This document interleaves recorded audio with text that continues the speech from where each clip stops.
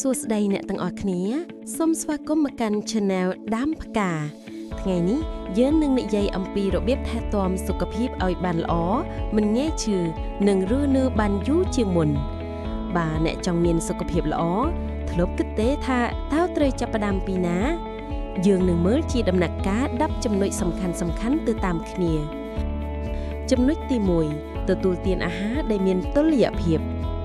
អាហារគឺជាគន្លងដ៏សំខាន់បំផុតសម្រាប់សុខភាពយើងគួរញ៉ាំអាហារដែលមានប្រយោជន៍ដូចជាបន្លែផ្លែឈើបន្លែស្លឹកបៃតង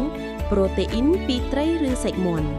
កុំភ្លេចផឹកទឹកឲ្យគ្រប់គ្រាន់ក្នុងមួយថ្ងៃផងដែរ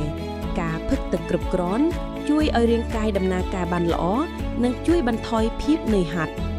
ចំណុចទី2អនុវត្តការហាត់ប្រាណជាប្រចាំការហាត់ប្រាណជារៀងរាល់ថ្ងៃគឺជាគន្លងសំខាន់ក្នុងការរក្សាសុខភាពរបស់បេះដូងសរសៃឈាមនិងសាច់ដុំអ្នកអាចជ្រើសរើសការហាត់ប្រាណដែលងាយស្រួលដូចជាដើរលេងរត់លេងឬធ្វើយូហ្គាមិនចាំបាច់ធ្វើច្រើនទេ30នាទីក្នុងមួយថ្ងៃក៏គ្រប់គ្រាន់ហើយ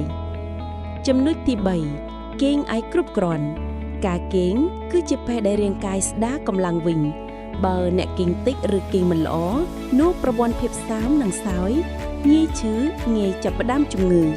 ដូច្នេះត្រូវគេងយ៉ាងហោច7-8ម៉ោងក្នុងមួយយប់និងកុំប្រើទូរស័ព្ទមុនគេងចំណុចទី4រក្សាអារម្មណ៍ឲ្យសុខសាន្តសុខភាពផ្លូវចិត្តក៏សំខាន់ដូចសុខភាពរាងកាយដែរត្រូវរៀនបង្កើតអារម្មណ៍វិជ្ជមានដោយស្ដាប់តន្ត្រីធ្វើអ្វីដែលអ្នកស្រឡាញ់ឬនៅជាមួយមនុស្សដែលបង្កើតសុភមង្គលឲ្យអ្នកកុំឲ្យ stress គ្រប់គ្រងអ្នកចំណុចទី5ជៀសវាងសារធាតុប៉ះពាល់ដល់សុខភាព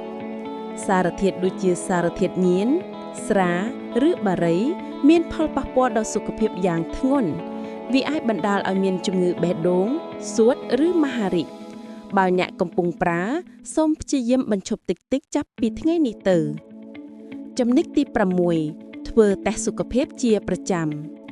ការត្រួតពិនិត្យសុខភាពមួយឆ្នាំម្ដងឬពេលមានរោគសញ្ញាខុសប្រក្រតី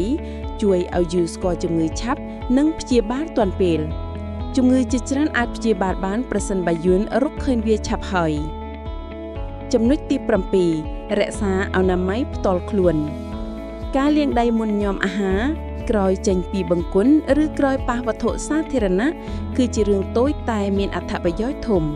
វាជួយការពារការឆ្លងមេរោគនិងជំងឺផ្សេងៗដូចជារលាកពោះវៀនឬផ្ដាសាយចំណុចទី8ផឹកទឹកឲ្យគ្រប់គ្រាន់ទឹកជួយឲ្យរាងកាយដំណើរការបានល្អនិងជួយសម្អាតសារធាតុពុលចេញពីសរីរាង្គសូមផឹកទឹកយ៉ាងតិច8កែវក្នុងមួយថ្ងៃបើអ្នកហាត់ប្រាណឬធ្វើការក្តៅសូមបន្ថែមទឹកផងដែរចំណុចទី9យកចិត្តទុកដាក់លើទម្ងន់និងសម្ពាធឈាមការមានទម្ងន់លើសឬសម្ពាធឈាមខ្ពស់អាចនាំទៅជាជំងឺបេះដូងឬទឹកនោមផ្អែមត្រូវត្រួតពិនិត្យជាប្រចាំនិងរក្សាភាពសមរម្យក្នុងអាហារនិងការហាត់ប្រាណ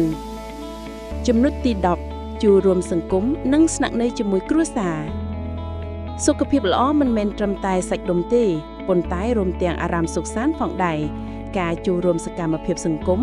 ឬនៅជិតមនុស្សដែលអ្នកស្រឡាញ់ជួយបន្ថយ stress និងបង្កើនភាពសប្បាយរីករាយក្នុងជីវិត